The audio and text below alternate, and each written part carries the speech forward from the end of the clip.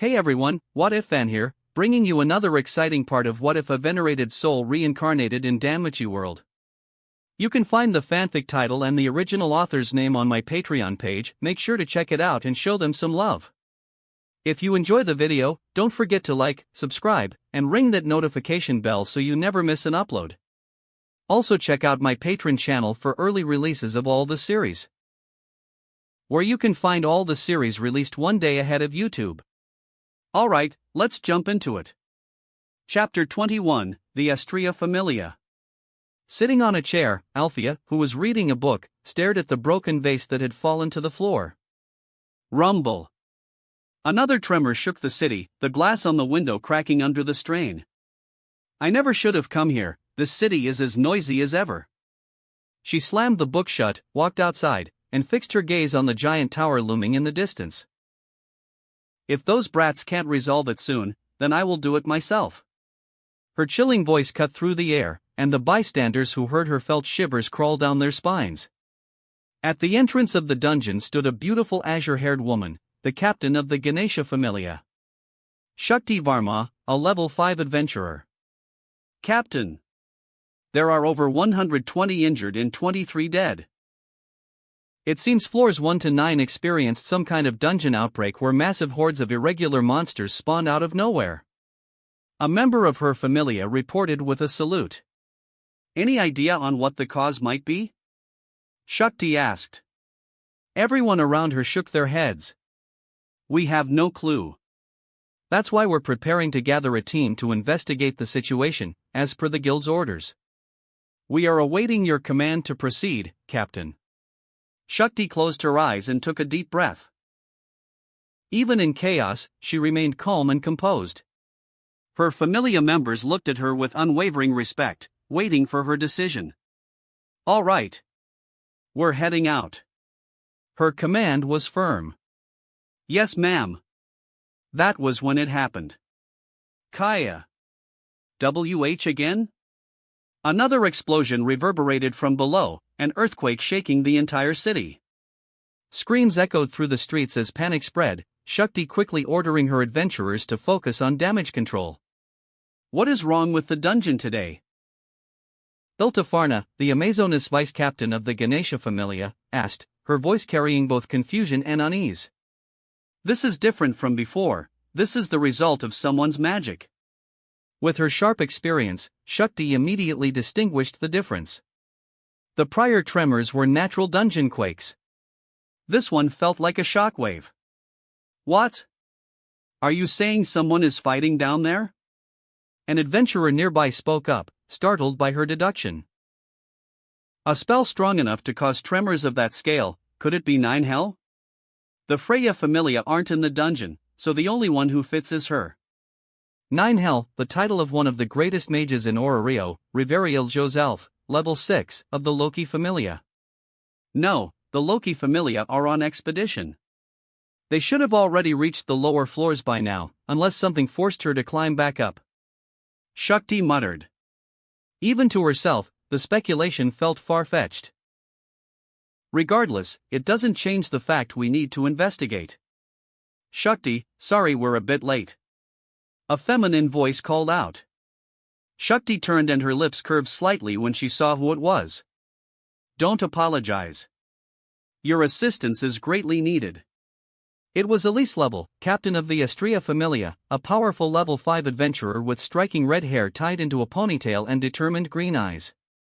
Trailing behind her was her squad, though only 2 stood out. Beside her walked a woman with a kanzashi adorning her long black hair, Gajuno Kagaya, a level 5 adventurer. Oh dear, it seems the situation doesn't look too good. Kagaya spoke with her usual elegance. You won't mind if we join ya?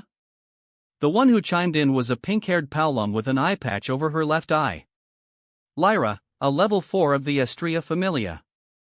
The crowd's spirits lifted instantly. Hope flickered in their eyes. Because they all knew. The Astrea Familia had arrived. We don't mind at all. If you're ready, we can depart immediately. Hearing this, Elise turned to her familia. Everyone, I trust you'll take care of things up here. Aye, Captain. Kagaya, Lyra, you're with me. We'll assist the Ganesha Familia's investigation. The two gave no objections and followed immediately. During their descent, the team surveyed the surroundings and were struck speechless by the destruction. What the hell happened here? Lyra's words slipped out almost unconsciously. It was an unbelievable sight. Where once intricate carvings and ancient stones defined the dungeon, now there were only scorched marks, jagged edges, and broken ruin. It was as though the dungeon itself had been torn apart, its bones shattered by something incomprehensible. And what's with this giant hole? How deep does it go? Lyra added, rubbing her chin as she peered into the massive sinkhole. According to witnesses, it stretches all the way to the 9th floor, Shakti explained. Numerous accounts also claim all of this was caused by a single person. Her words stunned the Astrea members. One person did all this? Are you sure? Lyra asked skeptically. Every survivor says the same thing. And this person didn't just destroy, he saved. He rescued adventurers in danger. Now, people are calling him the Savior. The Savior? Elisa's eyes sparkled. That sounds amazing. An ally of justice, just like us. Now I really want to meet this person. But while Elise glowed, Kagaya remained silent, her frown deepening. Captain, don't you think this feels familiar? Her words drew Lyra and Elisa's attention. Kagaya, what do you mean? Kagaya struggled to find the right words, her eyes scanning the wreckage. The familiarity, the dread, it gnawed at her. 5 years ago. When we clashed with the Rudra Familia. When excessive damage to the dungeon unleashed that thing, doesn't this feel the same? Elise and Lyra froze, the memories slamming into them. Shakti and the Ganesha Familia looked confused, but the Astrea trio, their eyes showed fear. The haunting roars of the juggernaut still lingered in their nightmares. Elise grit her teeth, her fist trembling before she broke into a sprint. Kagaya! Lyra! With me! The two followed without hesitation. What are you doing? Shakti called, before turning to her familia. Continue the investigation. I'll go after them. Yes, Captain. The sound of hurried footsteps echoed down the corridors. Kagaya, are you certain? Elisa's voice carried uncharacteristic anxiety. Her usual brightness was gone. I don't know. Kagaya's tone was grim. I pray I'm wrong. That thing should never appear again. Lyra's lips pressed tight. Just the thought made her shiver. Shit. Not again. Kagaya, you'd better be wrong. Shakti, catching up to them, narrowed her eyes at their reactions. To make Astrea Familia's executives look like this, just what are we about to face? Rumble. Another shockwave blasted through the chambers, nearly throwing them off balance. We're close. Be careful. Elise shouted as they reached the 9th floor. And then, they froze. Their breaths caught. The 9th floor was no longer recognizable. Once a living labyrinth of stone and monsters, now it was a wasteland. A battlefield. This place looks like a war zone. I'm shocked the floor hasn't collapsed already. And then, their eyes widened. Standing before them was a nightmare. The monster they prayed to never see again. The juggernaut had been unleashed. Chapter 22, The Venerated One Versus. The Juggernaut, Part 2. All of the people here were powerhouses in their own right. They might not rival the Loki or Freya Familias, but they still stood at the top echelon of the city's hierarchy. Yet despite their lofty status, every member of the Astrea Familia, and even Shakti herself, felt a chill run down their spines the moment they stepped into this war zone. A new monster? Shakti muttered, a bead of sweat sliding down her face. Look! Someone's fighting that thing. Lyra's trembling finger pointed ahead, where a lone figure clashed blow for blow against the very monster that haunted her nightmares. Who is that? Kagaya questioned, narrowing her eyes. Never seen him before, must be a new face. Lyra replied, shaking her head. We have to help him. Elise exclaimed, stepping forward only for Kaguya to grab her shoulder and hold her back. What are you doing? This isn't the time for hesitation. Captain, I understand your feelings. But you know as well as I do, it's against the rules to steal another adventurer's target in the dungeon. Target? Target? Elise snapped. The usually cheery and narcissistic captain of justice spoke with her voice trembling with impatience. Don't joke with me, Kaguya. That thing is no target. Captain, look closely.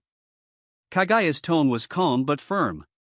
She gestured toward Judas, who grinned from ear to ear as he battled the juggernaut, the monster once hailed as the dungeon's ultimate weapon. That boy is having an adventure. Her voice was low, steady. And besides, the scale of this battle is beyond us. We'd only get in the way. Lyra spoke, her tone casual, though her mind was working furiously to assess the situation. It's suspicious. Someone that strong, yet we don't even know his name? There's a good chance he's tied to a secret organization, or maybe even Evelus. Elise froze, torn between reason and impulse. Her eyes lingered on Judas, then flicked back to Kaguya, who had already released her shoulder. Even so. We can't just stand here. If that boy falls, then we will be its next target. Shakti stepped between them, sighing as she pushed forward. If none of you will act, then I will. Rumble. She froze mid-step. Her eyes widened as Judas hurled the juggernaut into a wall with staggering force. Standing at the center of the battlefield, Judas' chest heaved, blood soaking his clothes. Thanks to the blessing of the World Tree, I can recover from wounds very quickly without having to use healing magic. He had sensed the presence of other adventurers the moment they arrived, but his focus remained locked on the beast before him. Dust rained down as the juggernaut's massive body tore a hole in the wall. The chamber grew silent save for the monster's labored breathing. Then it roared. A sound so violent it shook the stone itself. Elise and the others clenched their fists. That roar carried with it echoes of death, the anguished screams of their fallen comrades still vivid in their memories. The juggernaut staggered upright, blood oozing through cracks in its obsidian hide, its eyes glowing with an unrelenting, hateful hunger. You're still standing? Judas muttered, a grin creeping onto his blood-stained face. He wiped his lips and narrowed his eyes, energy coiling in his body. I respect that. The juggernaut lunged. In an instant, its claws swept toward him. Judas dodged the first strike by a hair. The second came faster, and this time, he countered, his knee slamming into the monster's ribs with a crack. But the juggernaut barely flinched. This isn't going to work, he grunted, retreating just in time as its tail lashed like a whip. He rolled, sprung back to his feet, and glared at the beast. Sweat poured down his face. Take this.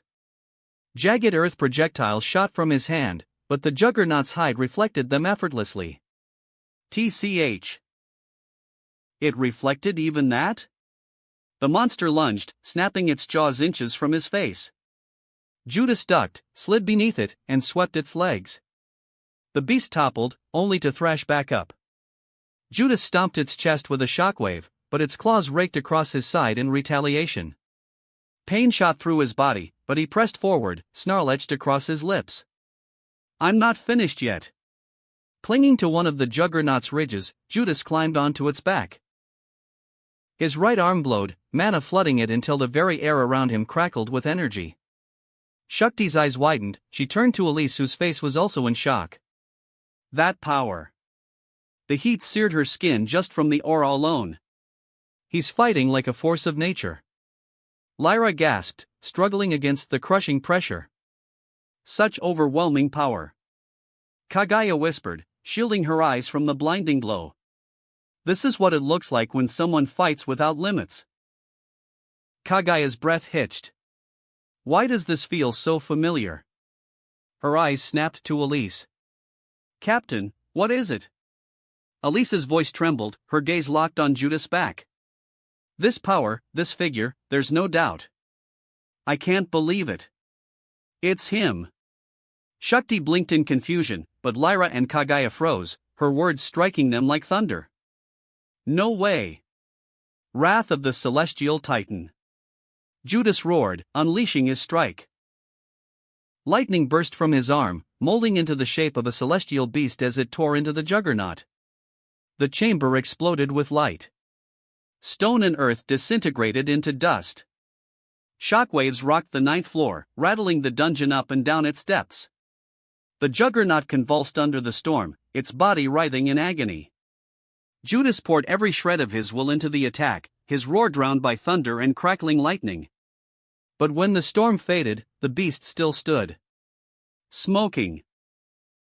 Bleeding. But alive. The dungeon, it's feeding it. Judas realized, his golden eyes narrowing as he sensed the endless tide of energy pouring into the juggernaut. Its wounds closed. Its body strengthened.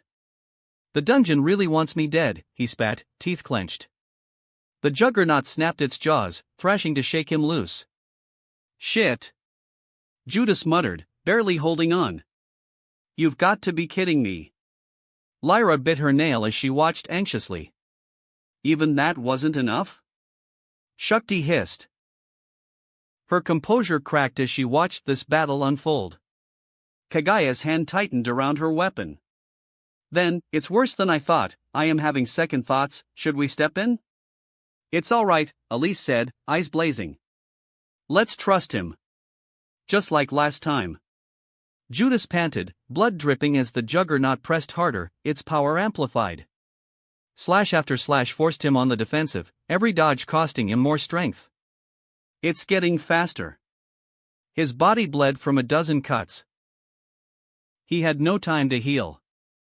I have to change tactics. The monster's gaping maw closed in to devour him. Smoke bomb. A cloud of black smoke erupted, shrouding the chamber. The juggernaut bit down, only to bite air. Roar! It thrashed wildly, dispersing the smoke with violent gusts. Dust and stone blasted through the air, but Judas was gone. Where did he go? Lyra asked, scanning frantically. The juggernaut's eyes caught a hole in the ground, just human-sized. It leaned down to peer inside. Collapse.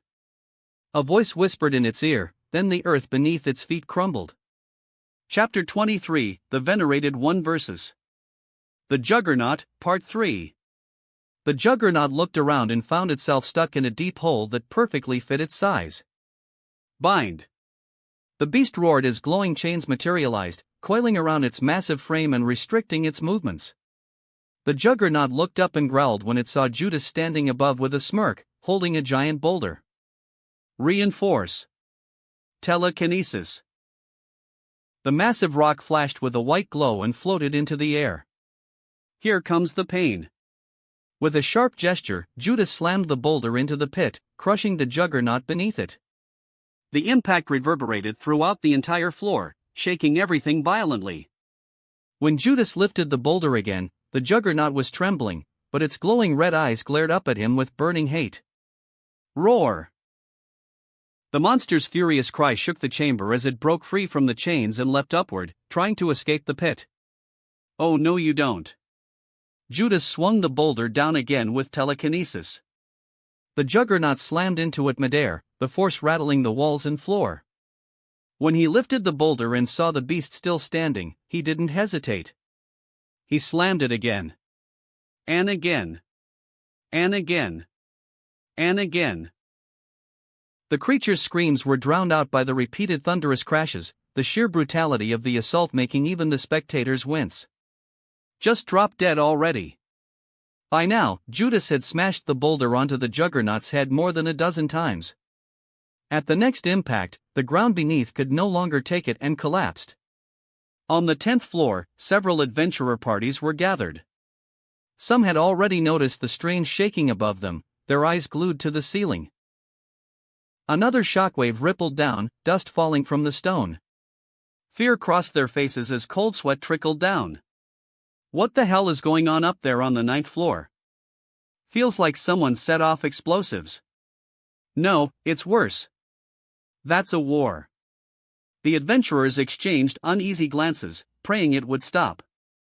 Until one of them pointed with wide eyes. Wait, are my eyes playing tricks on me, or does the ceiling look like it's about to collapse? Another tremor hit. The cracks widened. Run! Everyone, get out of here! A veteran shouted and bolted. The rest followed, dragging their slower comrades along. Holy shit! Their ears rang as the ceiling caved in. The barrier separating the 9th and 10th floor collapsed in a deafening crash. And from the rubble, a nightmare emerged. The Juggernaut. Battered. Bruised. Limbs missing. Its obsidian body cracked and fractured. Yet its glowing eyes burned with undying malice. It barely spared the adventurers a glance before turning its attention elsewhere. Judas. The monster growled, its body twitching as it let out an ear-splitting roar. The adventurers clutched their ears in agony, those with weaker hearts collapsed on the spot. Damn it! Then the dungeon walls cracked.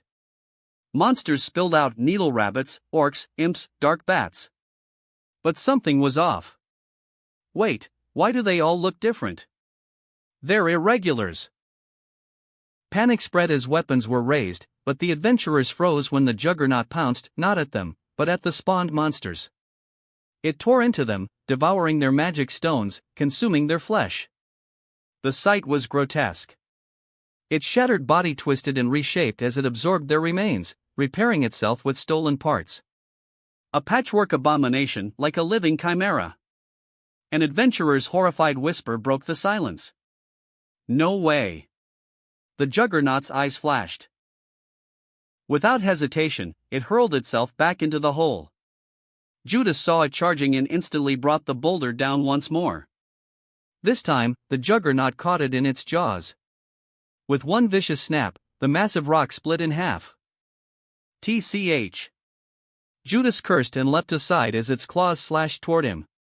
He grabbed its horns, using the momentum to swing and deliver a sharp kick straight to its skull. But the beast didn't even flinch. It got stronger again, and uglier too. He had no time to react before its tail slammed into him, sending him crashing into the ceiling. Pain exploded through his body, several ribs shattered, his back screaming in agony. Fuck, that hurt.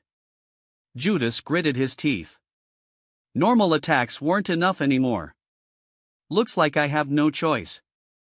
Clutching a stalactite to keep himself steady, he glared down at the Juggernaut, its hate-filled eyes locked on him. I really didn't want to do this.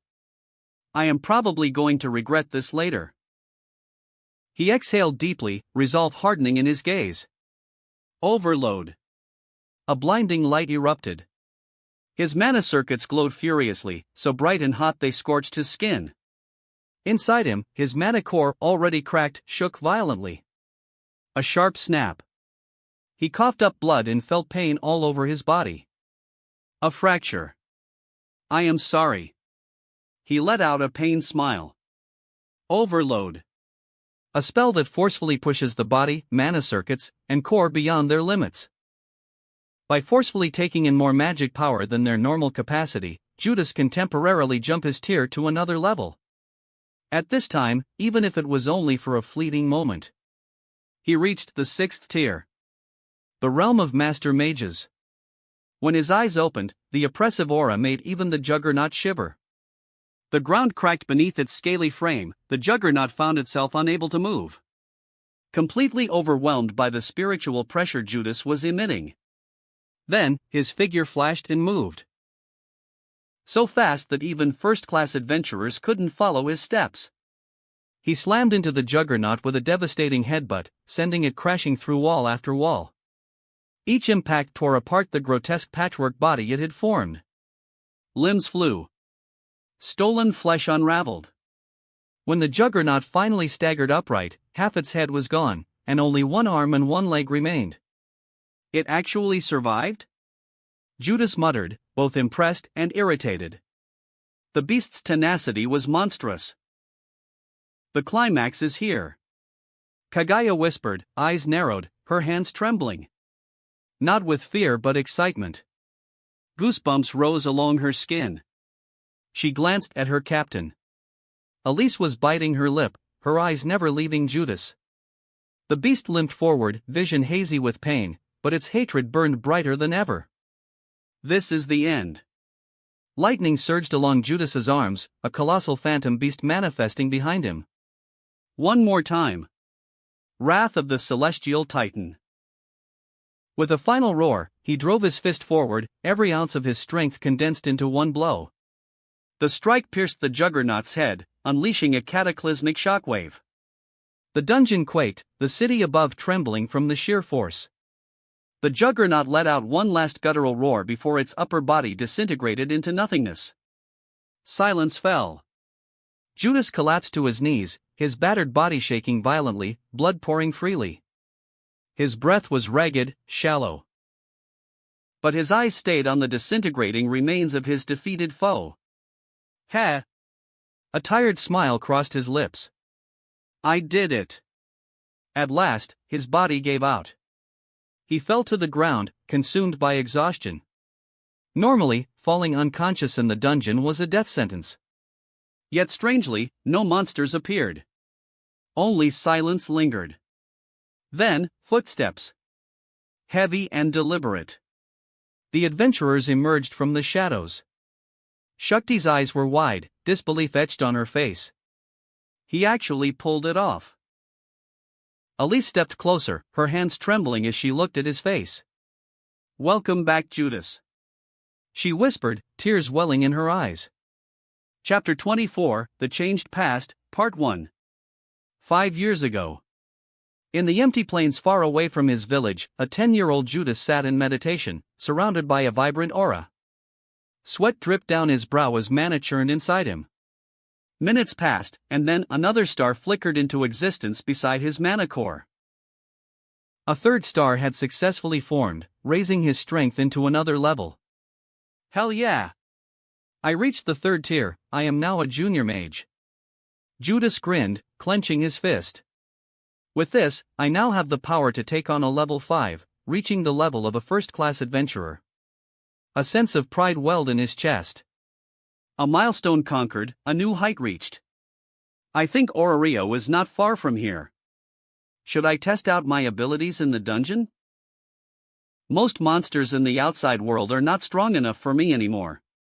Unfolding a map, Judas started running in a certain direction. Oh right, I think I can do it now. Let's see, that 3rd tier spell I was looking forward to using. Fly. His body lifted from the ground. Whoa! But his control was terrible. Why am I upside down? Blood rushed to his head, making him dizzy. Practice. I need to practice. After a few minutes of failing to orient himself, he started to improving at a visible rate.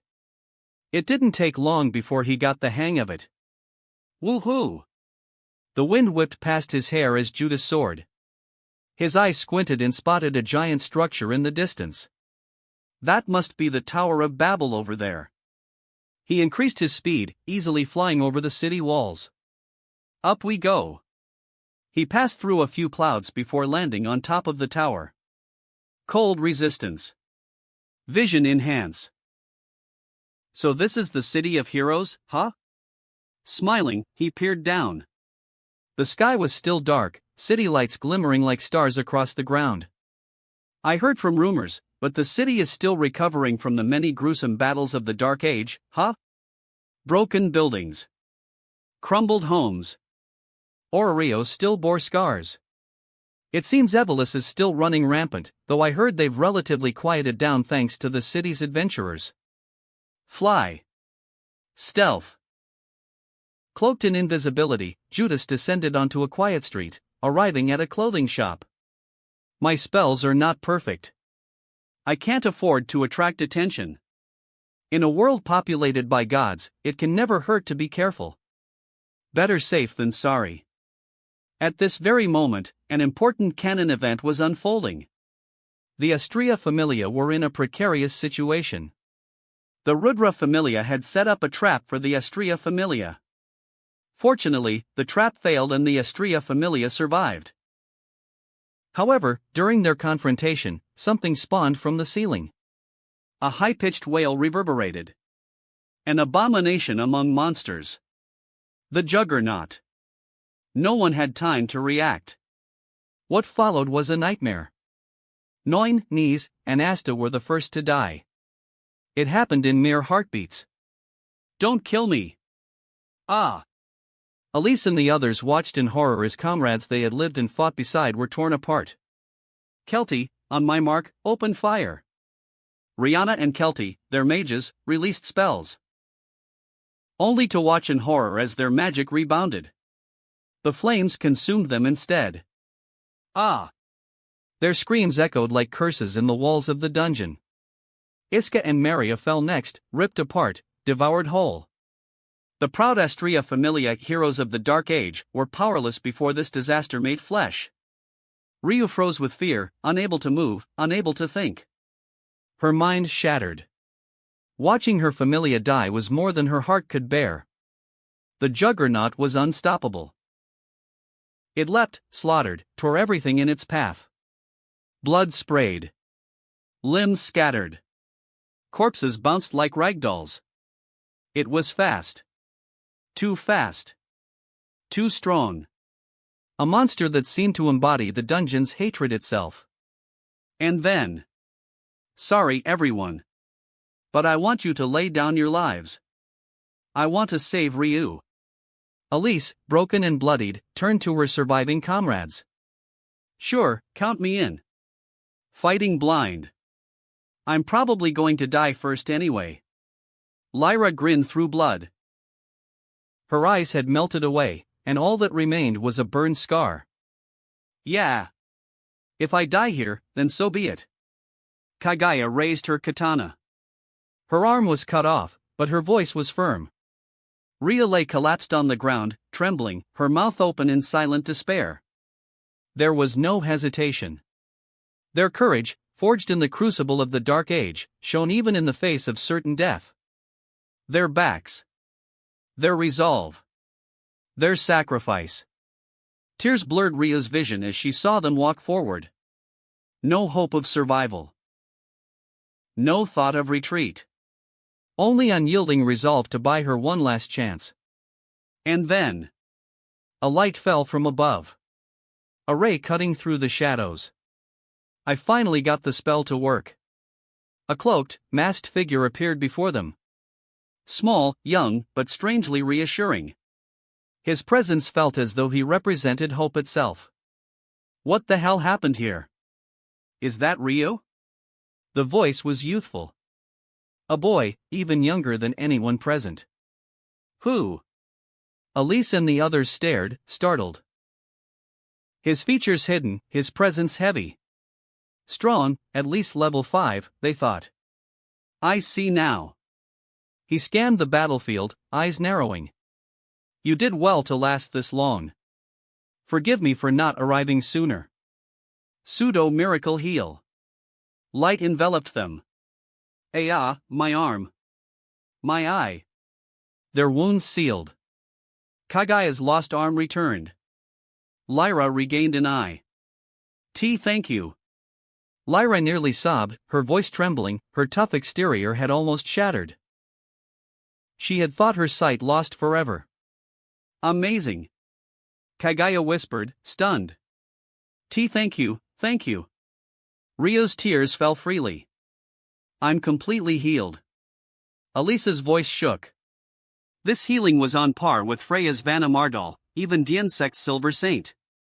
Don't thank me yet, the danger isn't over. Their gazes turned. The Juggernaut, finished with the Rudra Familia, now turned its soulless eyes on them.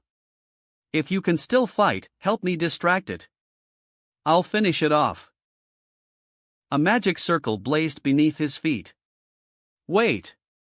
That thing reflects magic. Elise shouted. What? The Juggernaut lunged. Barrier. A dome of light intercepted its claws. A crack spidered across the shield. The cloaked figure's brow furrowed beneath his mask. His casting speed. Ryo whispered in shock. 2 no-chance spells, and a third one. Lyra muttered, stunned. You fools, this isn't the time. Kaguya cut in sharply, glaring at the two before shifting her gaze towards Elise. Captain, what's the plan? Elise's eyes lingered on the masked boy. Is your magic strong enough to kill that thing? Yes. I can kill it. No hesitation. His tone was absolute. Elise smiled faintly and patted his shoulder. Good. While we break its armor, you'll deliver the finishing blow. Their gazes met, unshaken. His words radiated certainty, and Elise matched him with her own resolve. Chapter 25, The Changed Past, Part 2. Elise, are you sure we should trust him? Kaguya questioned. Although they were saved by him just now, it didn't mean they were naive enough to place their trust in a complete stranger. Kaguya, was I ever wrong? Elise replied, still smiling.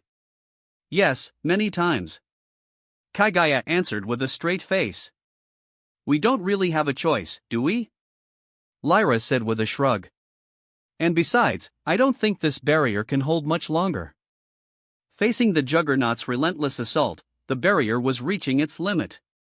Everyone, in position. Elise commanded, her expression hardening. Hearing their captain's words, the surviving members of the Astrea Familia steeled themselves as well. Physical boost. Strengthening magic.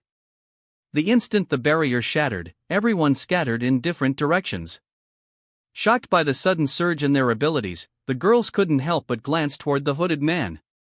2 more no-chance spells? Is he a mage on par with 9 Hell? Lyra speculated, but cursed the next second when the Juggernaut lunged at her. Just my luck. While sprinting, she tossed several bombs at the pursuing creature. The Juggernaut roared, but the bombs barely scratched it, making Lyra grit her teeth. Over here. Kaguya and Ria charged with their swords.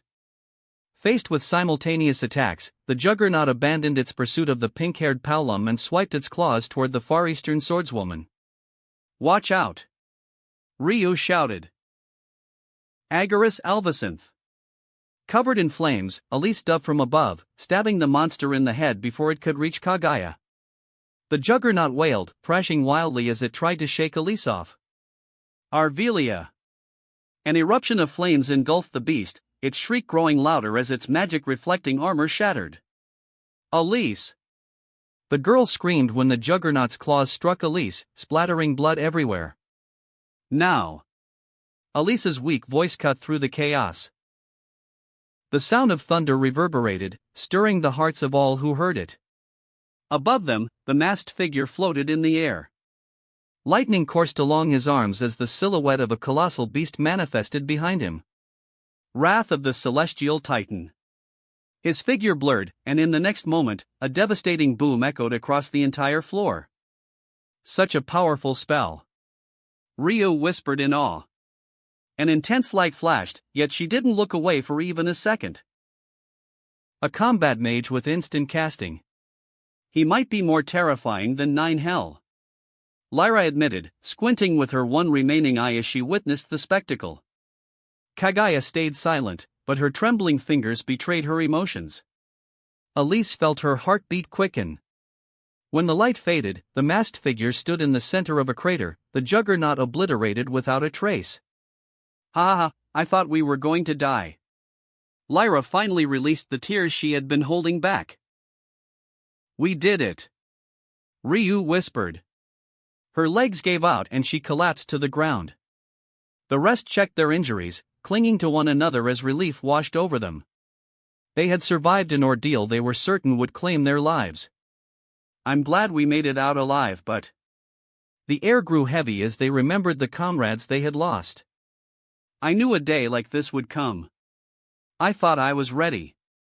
Their voices trembled despite their efforts to remain strong. The Astrea Familia had been nearly annihilated. Elise, Kaguya, Lyra, and Ryu. Only 4 out of 11 survived. They wanted to mourn their fallen comrades, but forced back the tears threatening to spill. They still had things to do. The man whose identity remained hidden only glanced at them before flying away. Hey, where are you going? Elise noticed and immediately leapt after him despite her wounds. Heal. A soothing green light enveloped her body, closing her injuries. At least tell me your name. She shouted, not even realizing she had just been healed. Judas.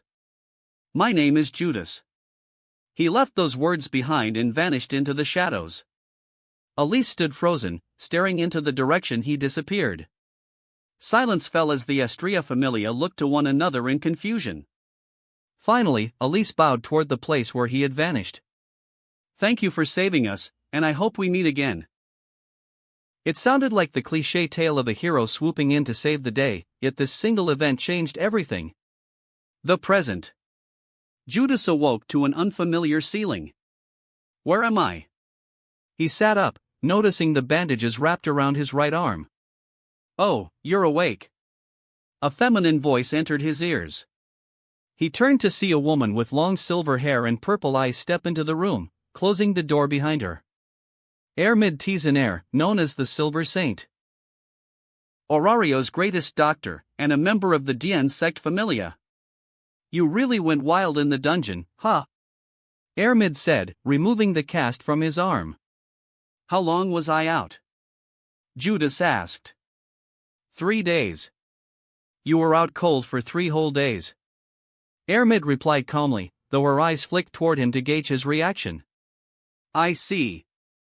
Judas closed his eyes and responded evenly. You're not surprised? Venerated raised a brow at his lukewarm response. Judas didn't answer right away. Instead, he inspected his condition. My magic circuits are a mess, and the flow of mana inside me is chaotic. He had pushed himself to the limit in that battle, and the price was steep.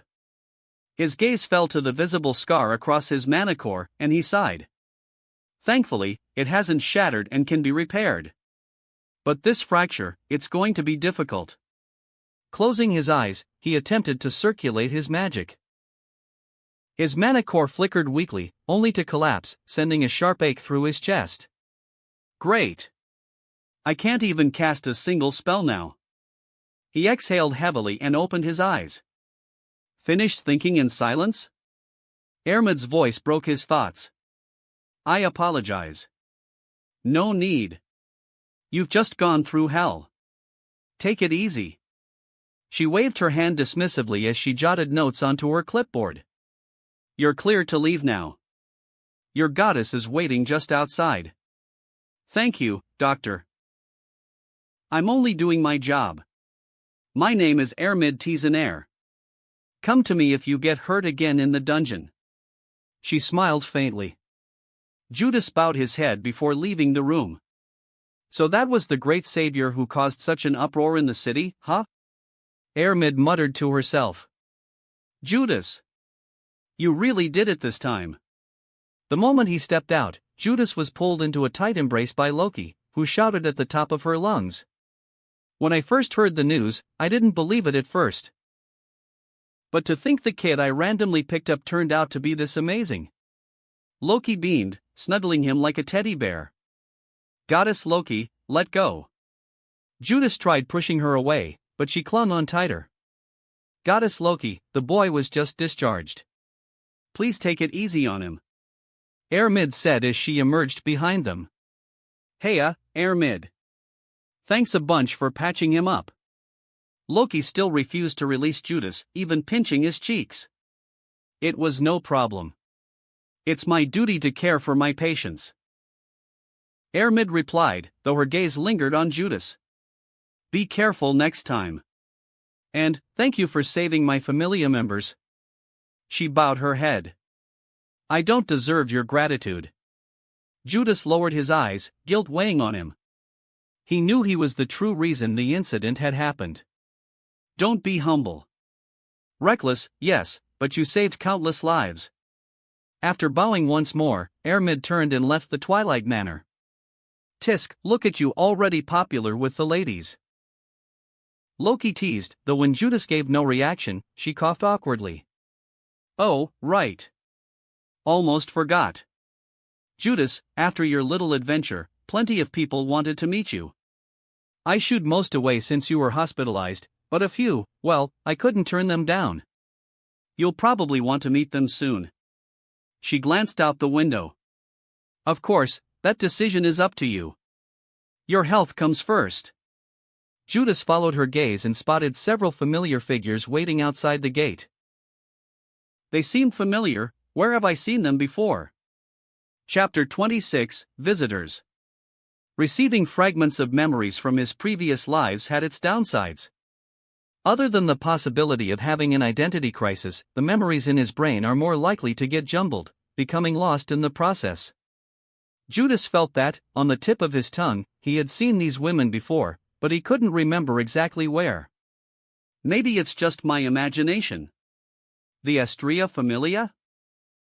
Although they were famous throughout the world, Judas was not too familiar with them. I'm too tired right now, maybe later.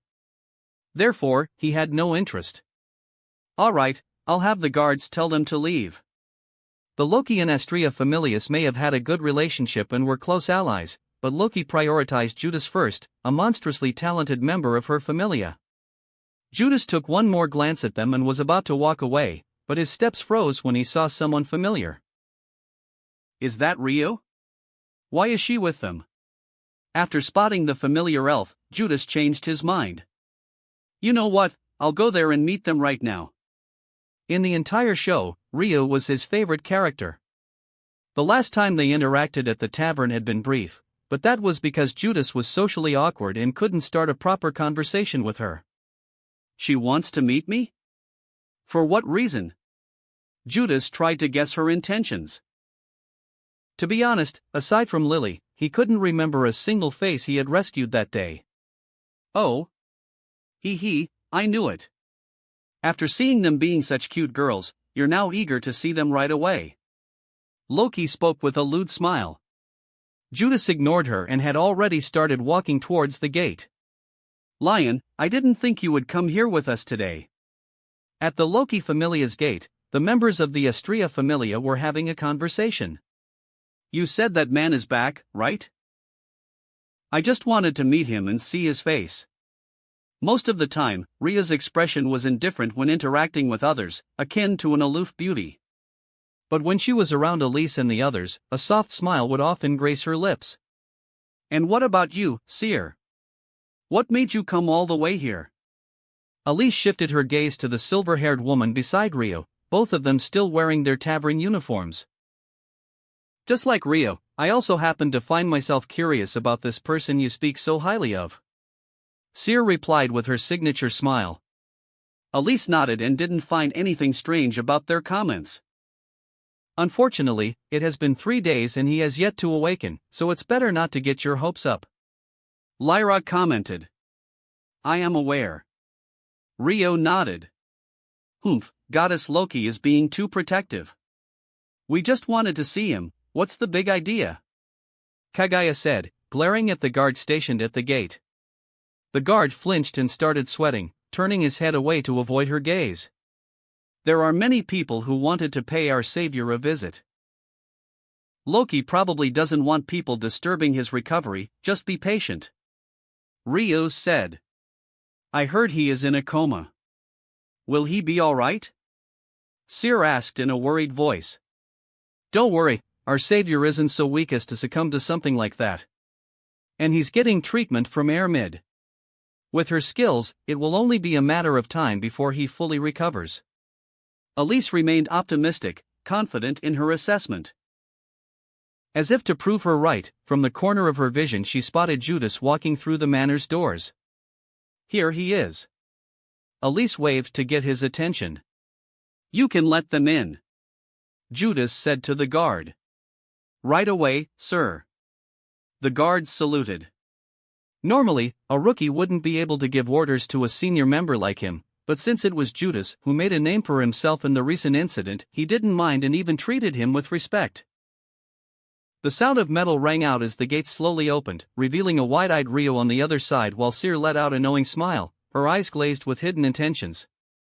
Hello, Mr. Savior. Since this is the first time we're introducing ourselves, the name of this beautiful and dazzling heroine is Elise Lovell. And this is Kaguya. The Far Eastern woman nodded in acknowledgement. This is Lyra. Elise pointed towards the pink-haired Paolum with an eye patch. Yo. Lyra grinned, looking at Judas as if evaluating him. And our dear little sister, Lion. Elise then pointed to the elf in a green dress, who gave her a side eye. Rhea shook her head and stared at Judas, a flash of astonishment in her eyes. So it was you, the boy who gave off a nice scent. Rhea never would have thought the boy who had caused Seer's nose to bleed was the same person who had saved them 5 years ago. Although his name had spread throughout Orario, very few people had actually seen his face. Even the ones he had saved during the incident had barely gotten a glimpse of his speeding figure, simply because he moved too fast for them to see. There had been investigations into Judas since the incident, but the information gathered was very limited.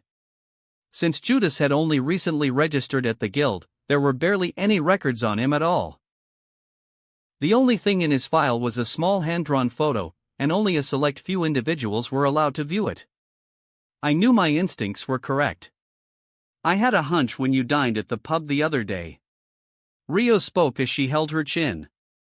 At first, Judas was confused, until realization struck him like lightning and his eyes widened. I knew they seemed familiar, it's them from 5 years ago. Seeing the look on his face, Elise and the others realized he had forgotten about them. Now you remember us? That's too harsh, even though we fought together before.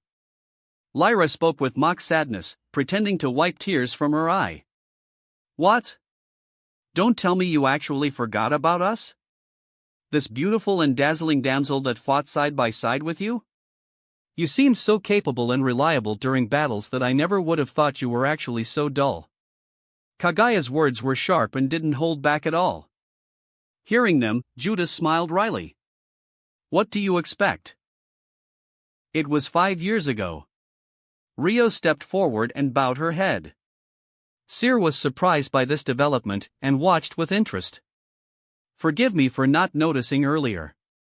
For a long time, I wanted to meet you again and offer my gratitude. She raised her head and looked Judas straight in the eyes. For some reason, there's this sweet and soothing scent coming from him. It almost feels like I am in the presence of the sacred tree. A sense of ease filled her mind. Oh my, to think Ryu would also be here. Another woman's voice rang out from a distance. Judas shifted his gaze toward the brown-haired woman approaching. A goddess? Goddess Astrea. Elise and the others greeted her. You must be the one who saved my familia 5 years ago. Allow me to introduce myself. My name is Astrea. It's nice to finally meet you. Astrea bowed in a similar manner to Ryu. As the head of the familia, I would like to express my gratitude for saving my precious children.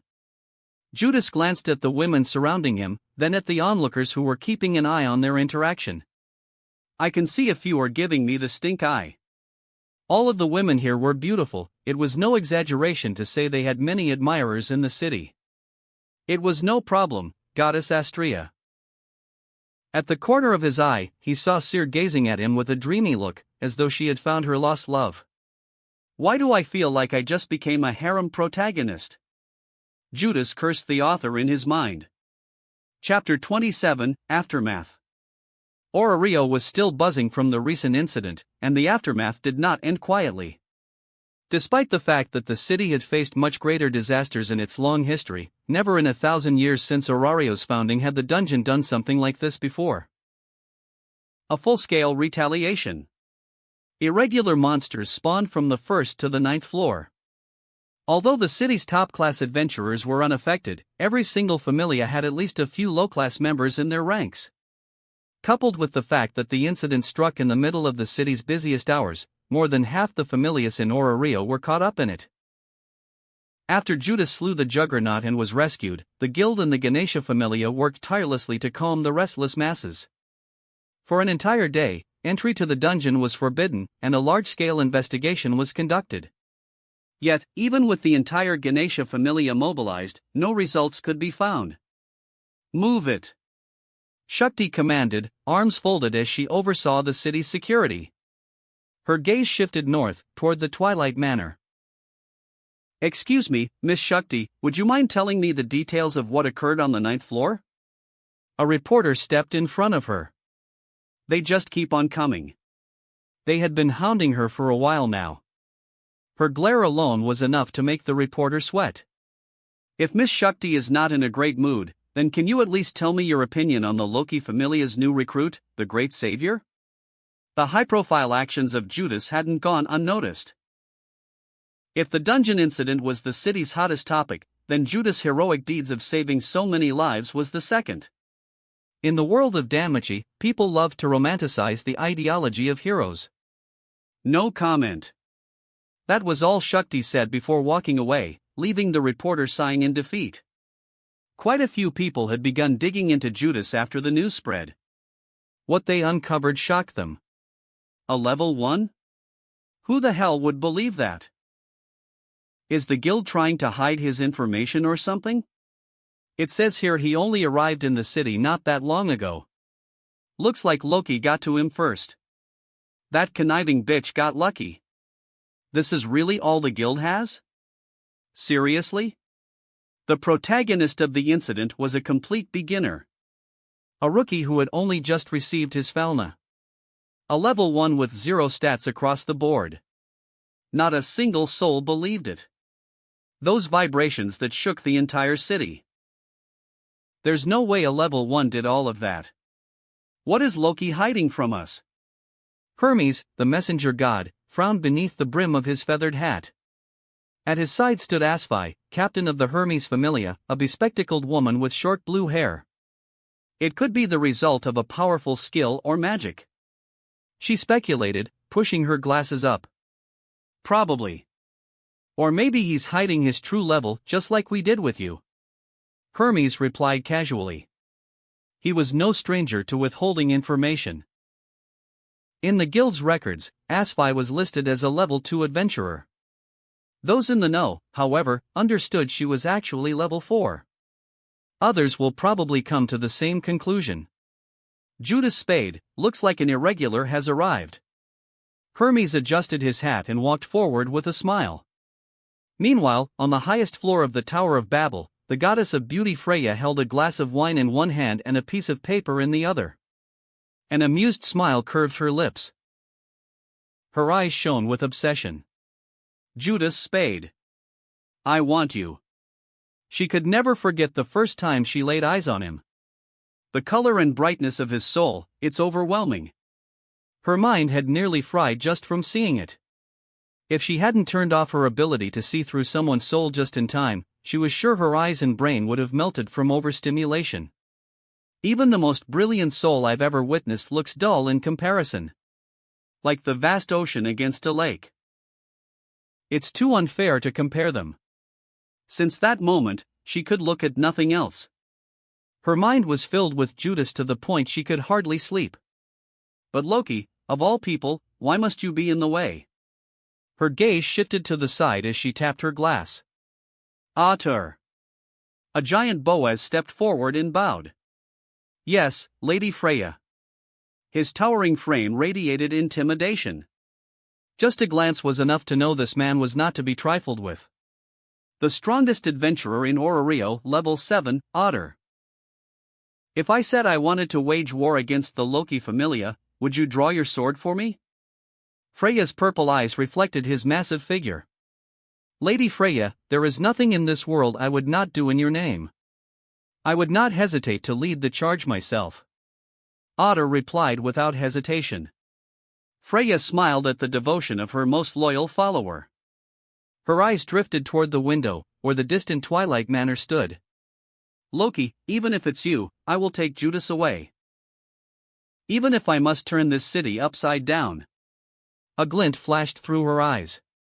Elsewhere, in a quiet inn room, Althea sat with her gaze fixed on a sheet of paper containing Judas information. I see. The door suddenly burst open, her frown deepening at the noise. Mother! I did it! I finally joined a familia. Belcranel jumped with joy, his smile radiating innocence. Goddess Hestia, this is my mother. From behind, a petite, twin-tailed goddess with bright blue eyes popped her head in with a smile. Hello, it's nice to meet you. Though her eyes remained closed, Althea saw through Hestia's nature with a single glance. Oof. At least she found a decent goddess. If it had been one of those creepy, manipulative gods, Althea wouldn't have hesitated to send them flying across the continent. The world's fate may have been altered, but some events were inevitable. On this day, the Hestia Familia was formed. Later, as the sun set, Judas sat relaxed on the living room couch. His gaze drifted to the presents the Hestia Familia had brought for him. Such high-class equipment. As expected of a high-ranking Familia. Lightweight armor that fit his body perfectly, and a black orichalcum gauntlet named Jarnblofer. His mind replayed the earlier conversation with the Hestia Familia. Please accept our gift. I'm sure these armored gloves will be helpful. Elise had handed him the present, though Judas didn't accept immediately. I appreciate the gift, but you should give such valuable equipment to a member of your familia. They need it more than I do. Besides, I doubt it will fit me. He tried to push it back. Elise only smiled and pressed forward. Just trust me and put them on. Besides, my familia is well equipped. If you don't take it, this weapon will just sit in our armory collecting dust. The two went back and forth, neither side willing to yield. Finally, Kaguya stepped in, cutting the standoff short. This is irritating. Just take it already. Even if you refuse now, our captain will hound you every single day until you accept it. Judas glanced at Elise and realized Kaguya wasn't bluffing. There was determination in her eyes that wouldn't bend. All right, I'll take it. The moment he accepted, Elise and the others smiled. By the way, that thing cost about 150 million. I really didn't want to give it away, but since you brought back my eye, I didn't have much say in the matter. Lyra said casually, grinning. Excuse me? His eyes widened at the absurd number. Too late. You already accepted it, you can't give it back now. Lyra teased while wagging her finger. Chapter 28, Mind. Sitting on the couch, Judas traced his hand across the metal gloves, feeling the texture with his fingers. Bel's knife was around 200 million Valis, right? A weapon that grew stronger alongside its user, a durable knife that even impressed Bet. Together with the armor, which Lyra said cost around 40 million Valis, the Hestia Familia had basically given him gear worth nearly 190 million. If I sold these, I could almost buy the Hestia knife. He frowned as his gaze lingered on the obsidian gauntlet. But, it's too small to fit my hands though. Nevertheless, he slipped the gloves on. It grew bigger? The moment he wore Jarnblofer, it adjusted perfectly to his size. His surprise was obvious. They gave me these so casually, was it really right of me to accept? He had been reluctant to take such expensive gifts, but the women of the Hestia Familia were persistent and persuasive, leaving him with little choice. To think Ryu had companions other than the waitresses at the Hostess of Fertility. Ryu, the stoic elf he remembered from the anime, was smiling freely in the presence of her familia. I wonder what happened that made her quit being an adventurer. As far as he could recall, her backstory hadn't been explored much. The story mostly followed Bel's perspective and his journey. Wait, there was that one scene, back in Season 1. The Graveyard of Swords on the 18th floor. Just before the battle with the Black Goliath, Bel and Rio had visited the place, and there she had told her story. I see now. Elise and the others were supposed to die back then. Judas pieced it together in his mind. Funny, I can remember a short anime scene from my past life but not what happened 5 years ago. My brain works in strange ways. He rose from the couch, carrying the gear into his room. Now, what should I do about my current situation? His magic circuits were a mess, and the flow of mana in his body was disrupted. I pushed myself too far. At the moment, I can't use any of my magic. Sitting in a lotus position, Judas peered inward. My mana core is damaged, but not beyond repair. A faint white glow wrapped his body as he carefully mended his circuits. In his chest, 5 small glowing orbs flickered weakly, spinning around the fractured core. He calculated the time it would take for a full recovery. This might take months. He frowned. Does that mean I'm completely powerless in the meantime? Sighing, he raised his hands, staring at them. Now that I think about it, even after I got my Felna, I've mostly been using the magic system from my old world to cast my spells. His eyes narrowed as realization struck. What if I use mind instead? The thought clicked. He could already feel it. Mind responded to him almost as easily as mana. I think it should work. Leaving his room, he wandered until he found the training grounds after asking around. Standing at the center, he faced a target dummy. Let's start with a first-tier spell. With an outstretched hand, Judas cast Mana Arrows. Magic circles bloomed into existence. From thin air, dozens of arrows made of energy formed and shot forward, impaling the dummy from every angle. That worked well. He walked closer, frowning. It didn't pierce all the way, disappointing. Rubbing his chin, he muttered. The power is weaker. Is it because I'm only level 1? He scratched his head. I'm pretty sure this spell was stronger even when I was just a first-tier mage. He clicked his tongue. It can't be helped, Danmachi is such a weak verse. In Estelon's world, there were multiple multiversal-level beings, while here, I don't think a single person could destroy a planet.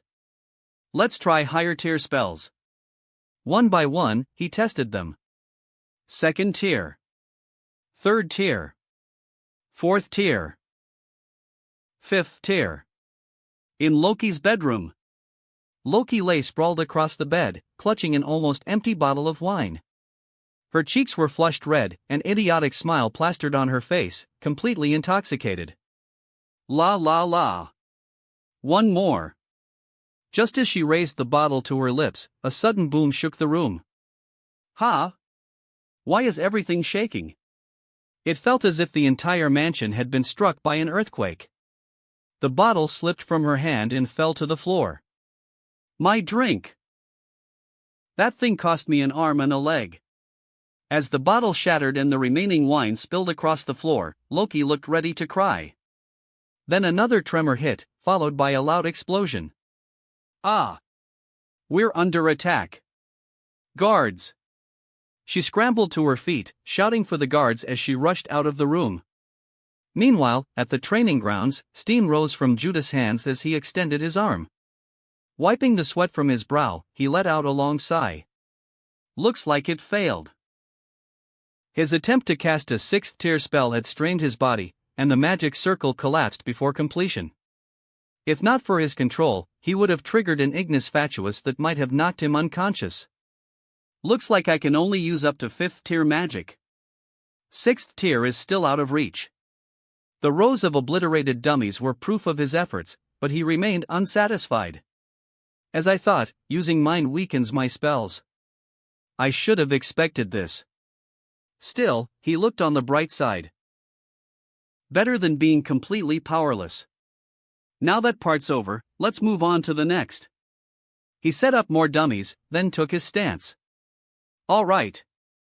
Gather mind, spread it through my body, reinforce myself. A surge of mind energy spread across him. With a punch, the dummy was launched dozens of meters away. I could probably contend with a level 2 like this, but still too weak. What if I push further? An idea surged in his mind. Veins throbbed and muscles coiled like steel as he forced his body beyond its limits. Physical boost.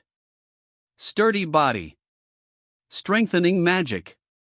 Invigorate. Kinetic amplification. He layered every enhancing spell his body could handle, ignoring the splitting pain in his head. Take this.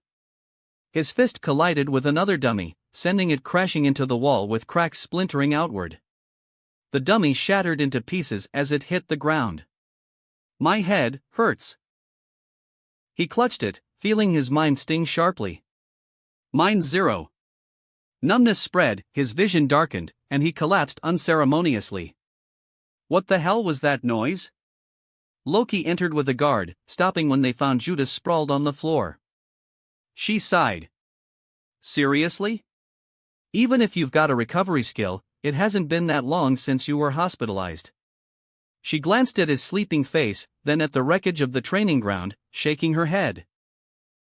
This kid seemed mature, but he's just as troublesome and reckless as Ace. He's got the experience of an old man, but the hot-bloodedness of youth. No regard for his health at all. A grin tugged at her lips. With him around, things won't be boring while everyone's gone. She chuckled, turning to leave. Looks like Mama Riveria has another one to babysit when she gets back.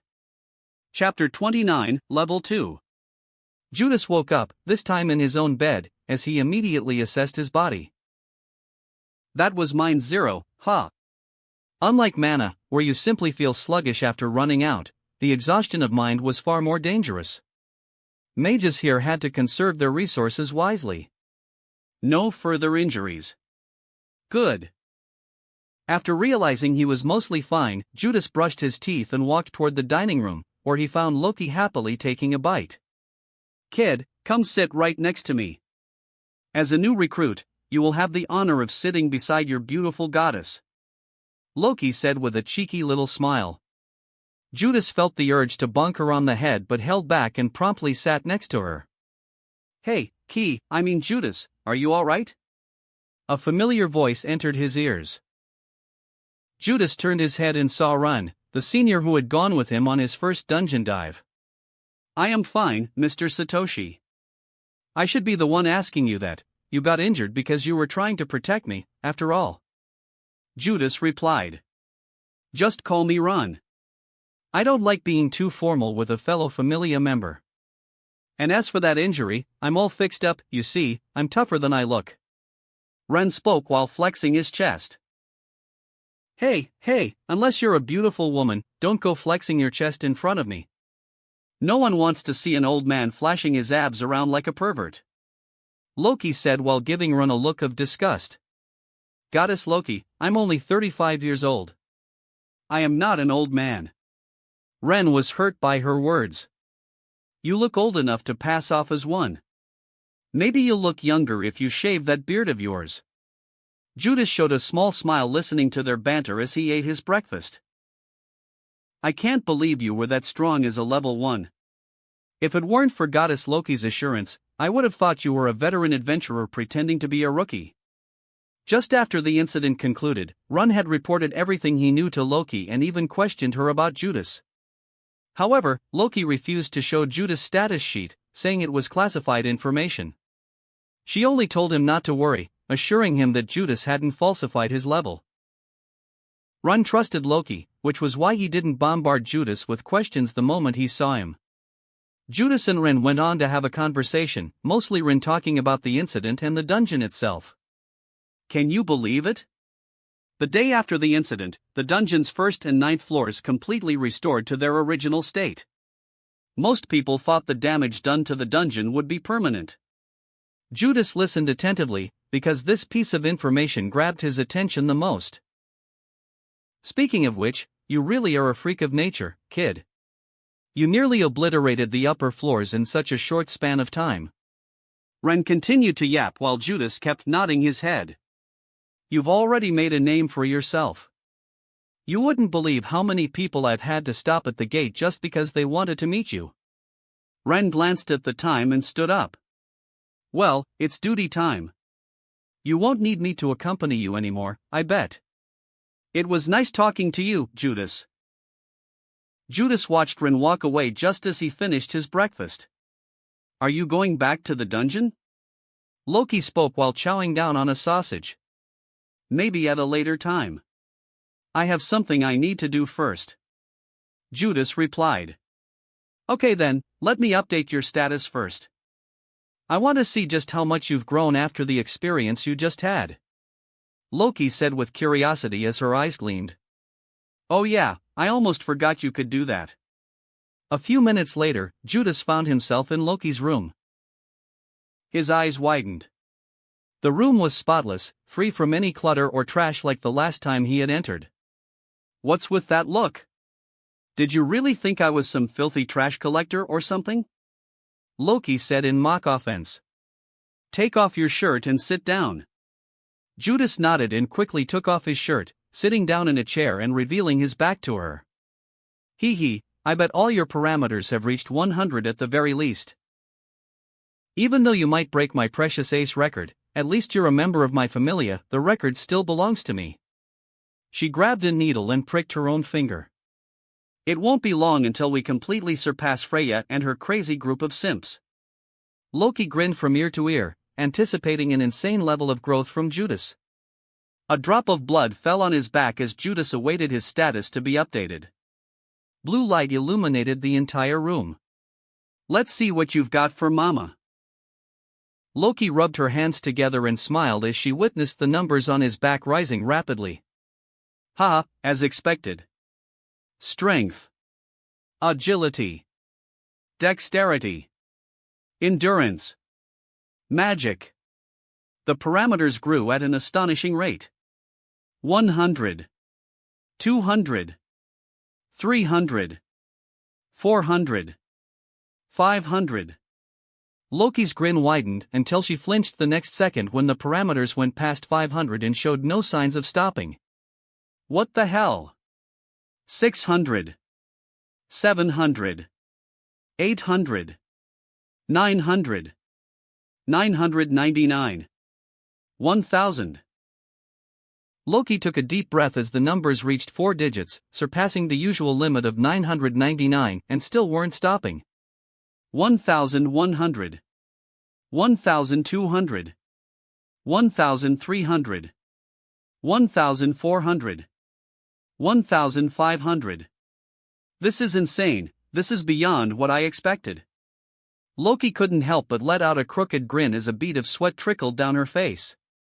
It looks like it's finally slowing down. 1800. 1900. 1999.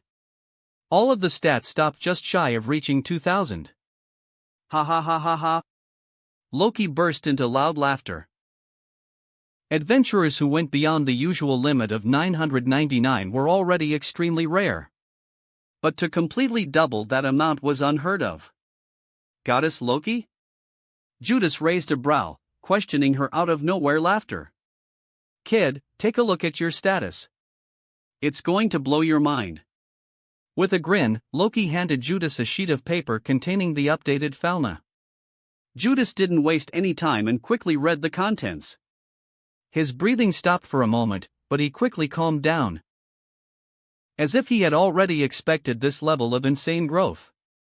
Judas Spade. LV1. STR, X 1999. End, X 1999. Dex, X 1999. AGI, X 1999.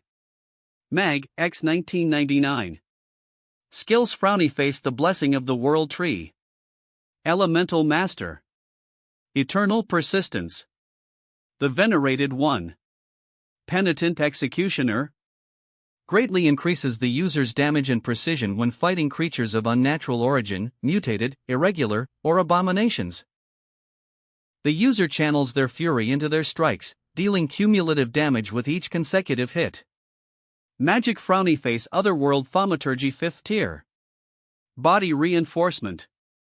Increases physical strength and agility proportional to mind expenditure. What's with that lukewarm reaction? There are people who would literally pass out after seeing your status update. Act more surprised, will ya? Loki complained with dissatisfaction. Judas rolled his eyes at her words. Geez, what did you fight down there for you to have grown this much? Loki muttered, her eyes trailing toward the Venerated One skill. A skill that manifested due to the world's favor. Did the world itself help accelerate his growth? She speculated, before letting out a smirk. Anyways, you've also gained a new unique skill in magic. I added their descriptions this time. She waved the paper around. Furthermore, you're already qualified for a rank up. She paused, staring at Judas, waiting for his decision. What was there to hesitate? I am ready. Judas spoke with conviction. Since he could already level up, there was no reason to remain at level 1. With this, the record has been shortened from 1 year to 4 days. The city will soon erupt in chaos. Loki grinned wickedly as she imagined the scene. Picking up the needle once more, she stabbed her finger with it. She adjusted his falna with practiced ease before smiling brightly. The glowing projection on Judas' back, inscribed in the language of the gods, vanished. Congratulations! You've officially reached level 2. Chapter 30, An Overworked Advisor. A few days ago. Is this a joke to you, Ms. Fanet? Royman Mardiel, the head of the guild, shouted in disbelief. In his hands was a thin file containing information about a certain individual. As his advisor, this is all the information you got from him? His belly fat jiggled as he spoke. Standing across from him was Rose Fanet, the red-haired werewolf. She closed her eyes and remained silent as the fat elf read through the file. TCH, a fresh level 1? Recently joined the Loki Familia. Very high possibility of possessing a powerful skill or magic. Single-handedly slew the Juggernaut, which was witnessed by the Astria Familia and Ankusha. Note, Ankusha is Shakti's alias. Royman muttered as his eyes darted side to side. After a while, his gaze shifted to Rose. Did you pay a visit to the Loki Familia? Did Goddess Loki still refuse to hand over the information of this human named Judas Spade?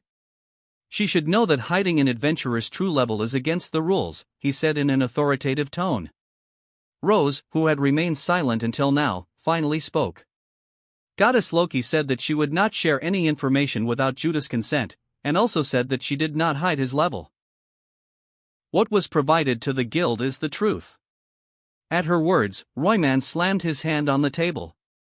As he was about to shout again, Rose's next words made him freeze. And before I left, she left a warning: if we continue to pester, she will not tolerate it. If it had been any other familia, Royman would have scoffed. But the one who gave the warning was Loki. So we have no choice but to wait until that human wakes up so we can verify the truth. Even if the guild was the governing force of Orario, the Loki Familia's strength and influence were not something even the head of the guild could casually ignore. That flat-chested washboard of a goddess is still as arrogant as ever, I see. A feminine voice echoed in the room. Royman turned his head only for his eyes to widen into full circles. Silence, what are you doing here? His voice stammered.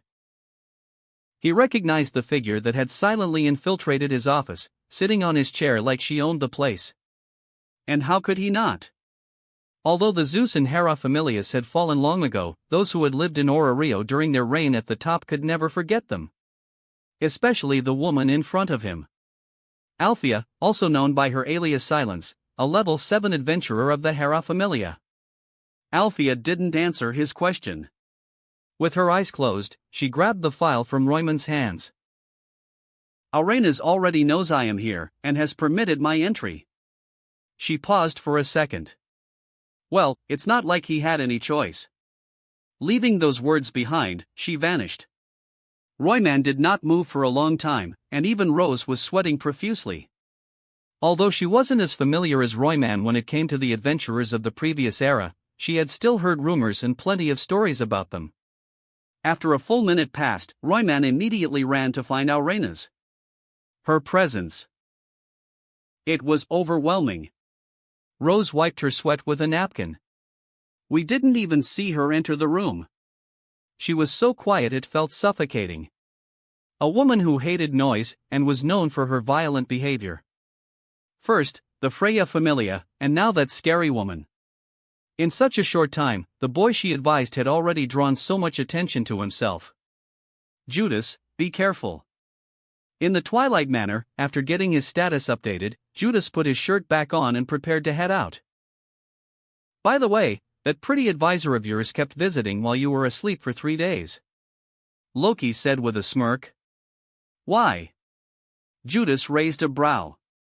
I don't know if you've noticed, but the guild thinks we're hiding your level because of your city-shaking battle on the 9th floor. I mean, I don't blame them, but the guild is making a big fuss over it and threatened to slap us with a large fine. Loki spoke with her arms crossed. Then what do you want me to do about it? Judas asked. Go to the guild, report your rank up to your advisor, and sort out this mess. Loki replied. Judas held his status sheet in his hands. And if I don't? Then, we'll have no choice but to cough up a few 100 million Valis. Even Loki stopped smiling and spoke with a pained face. If that happens, I won't be able to buy my precious drinks for a long time. Alright, I'll sort it out. I was planning to head to the guild anyway. After putting the status sheet in his pocket, Judas turned around and left Loki's room. Rose, are you alright? At the guild headquarters, Misha Flott, the pink-haired guild employee, asked with worry in her voice. She couldn't help but glance at the bags under her friend's eyes. Rose yawned at Misha's words and turned to her. I'm fine, just tired, that's all. She assured her calmly. Well, alright. Don't push yourself too much, Misha said before resuming her work. Rose glanced at her retreating figure before sighing. Just my luck. I happened to pick up a troublesome one. The image of Judas flashed in her mind. As his advisor, Rose had borne the brunt of all the people demanding information about him. Because of that, my work has basically doubled these past few days. Rose wanted to take a quick nap, but since it was the middle of duty hours, she endured and prayed for the day to finally be over. After looking at the long line of adventurers in front of her, she sighed. Next. Some adventurers cashed in their drop items to exchange them for Valis. Next. Others wanted information on the dungeon and its monsters. Get out. A small group of adventurers fled after hearing her shout. As expected, Miss Rose has so many admirers. A nearby adventurer spoke loudly as he witnessed the scene. Rose pinched the bridge of her nose. Of course, there were a few who wanted to try their luck and flirt with her.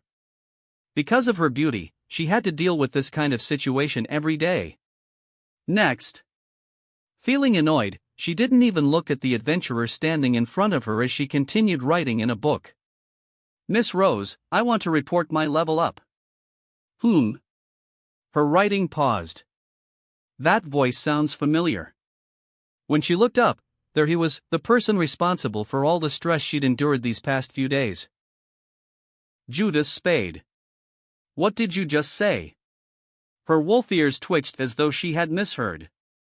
Instead of answering, Judas slipped a hand into his pocket, pulled out 2 pieces of paper, and slid them onto her desk. One contained his final status as a level 1, and the other contained his current status as a level 2. For secrecy, Loki was thoughtful enough to exclude the Blessing of the World Tree and the Venerated one from his status sheet. The elven royal family might come knocking at their doors if they found out that a human was blessed by the World Tree.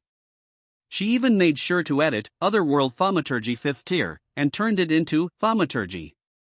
Loki did not want information about Judas being from another world to leak out. Seeing 3 skills and 2 magic on a level 1 status sheet was still surprising but not unprecedented. After all, Oraria was known as the City of Heroes. No matter what era, Oraria was not lacking any talents or geniuses that defied common sense. However, the bigger surprise was seeing the absurd numbers on the parameters, far surpassing the usual limit of 999. Reading the contents with her own eyes, Rose couldn't hide her stunned expression. That wraps up this part of What If a Venerated Soul Reincarnated in Danmachi World. Thanks so much for listening. As always, new parts drop every 4 days, so be sure to stay tuned. Also check out my Patreon channel for early releases of all the series, where you can find all the series released 1 day ahead of YouTube. If you enjoyed the video, don't forget to like, subscribe, share it with your friends, and please consider supporting the original author as well. See you in the next one.